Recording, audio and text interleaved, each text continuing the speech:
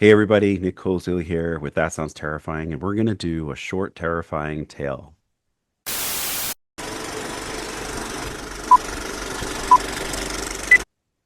I wish I had never watched my family's old VHS tapes. My sister found the tapes in the attic after the funeral, hidden away in a cardboard box filled with dozens of tapes. Our father's version of a time capsule, I suppose. She gave me three of them before I returned home, stored in a Ziploc bag, as if she thought they'd rot or leak if left unsealed. I think Dad meant for you to have these, she said, her voice distant. He kept them separate from the others. At the time, I didn't think much of it, just some old home videos, nostalgia maybe. It wasn't until about 2 weeks later, on a rainy Wednesday night, that I started digging through them. I had a little bit too much to drink and was feeling sentimental. The tapes were high 8 cassettes from the late 90s. On them were handwritten labels written in an elegant hand. Springfield trip, 93, first steps, 1994, Xmas, 95. And under each label, Nate, my name, had been scratched on with black marker. There was something comforting about the handwriting, something familiar, but not quite. Sort of a strange nostalgia, like remembering a dream from someone else's childhood. I found an old camcorder Dad had brought back to me in the days and plugged it into the TV with a mess of Frankenstein cords stuck to the oldest tape in and hit play. Screen flickered, static. Then a baby, me, I guessed, being held by a woman I didn't recognize.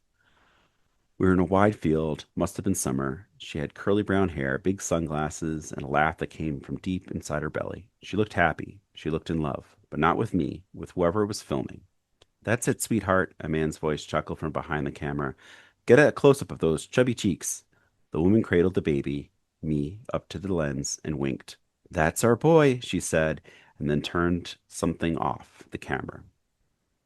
Oh, turned to something off the camera.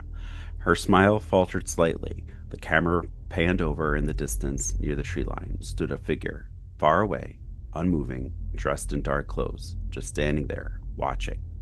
Do you see that? The woman asked. The man zoomed in slightly. The figure didn't move. It's probably just someone out for a walk, he said, though his voice was a little quieter now. She turned to him. That's the same man from yesterday, Frank. The camera jolted slightly, a jerk of motion, and then static, a hard cut. I rewound and played it again, unsure of what to make of it. A creeping chill crawling up the back of my neck. The second tape was First Steps. Same woman, same man, same baby Nate. This time, something was off. The house didn't match my memories. The wallpaper wasn't the one I grew up with. The couch was a different color than in any family photo. When I took those first steps, wobbling and laughing, I fell into the arms of that same strange woman. She kissed me on the cheek. You did it, my big boy. In the background, through the window at the edge of the yard, just beyond the fence, that same figure, still, staring. I paused the tape, rewound it, went frame by frame, and there it was. Black clothes, long dark hair, pale skin, a barely visible face, but one I recognized. The man filming stepped into frame briefly, broad shoulders, strong jaw, glasses. Not my dad, or at least the man I'd grown up calling father. He gave the woman a kiss on the cheek, and together, with their child, me, they made a perfect family. Then came the third tape, Xmas 95. This one started out warm, familiar. The living room glowed with garland and wrapping paper. A crooked, artificial tree stood in the corner. Holiday music crackled from the radio. The woman, my real mother, I realized wore a red turtleneck, no makeup, just the joy in her eyes. She handed a present to the baby version of me, a toddler in green footy pajamas. Frank, that was his name, the man from the earlier tape, smiled from the carpet. He adjusted the camera on the tripod and gave a thumbs up. All right, Nate, he said. Let's see what Santa brought you. He stood and knelt beside me, helping tear the paper. The camera, now unattended, faced slightly askew, catching the hallway just past the living room. Then movement. A tall figure stepped into view. His hair was jet black. His clothes were dark. His posture was stiff and wrong. He stood half lit by the Christmas tree lights, staring straight ahead. It was the man I knew as Dad, the man who raised me, but here in this footage, he was something else. My mother gasped at first. Frank, she said. Frank, he's here. Then, scuffling and the sound of paper crinkling, Frank moved quickly, rising to stand between the stranger and his family. You need to leave, Frank shouted. This is our house. What do you want? My baby self started crying, and the man in the dark clothes stepped forward, a glint of metal by his side. crowbar. Then chaos followed, a scream, a crash. The camera jolted off the table, landing half beneath the couch, angled low towards the floor. It didn't stop. It kept recording. Screams, sobbing, the clatter of glass, a child's wail. With a heavy thud, something fell into view. Within the silver view behind the couch, Frank dropped into the frame. He was bleeding, coughing, and an arm was twisted behind him. Heavy Boots stepped over him, the man.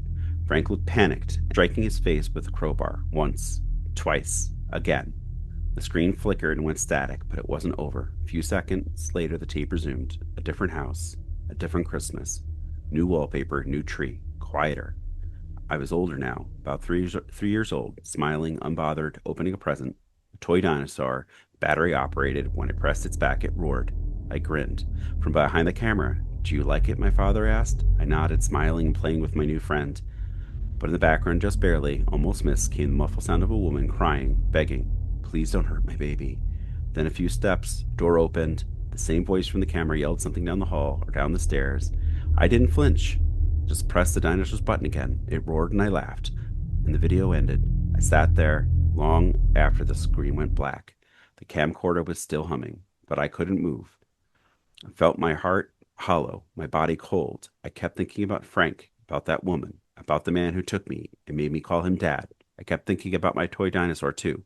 It was still in a box somewhere in my closet, my favorite toy growing up. And I thought about something else, something I hadn't realized until now. In all those tapes, there were no other kids, none of my siblings, just me.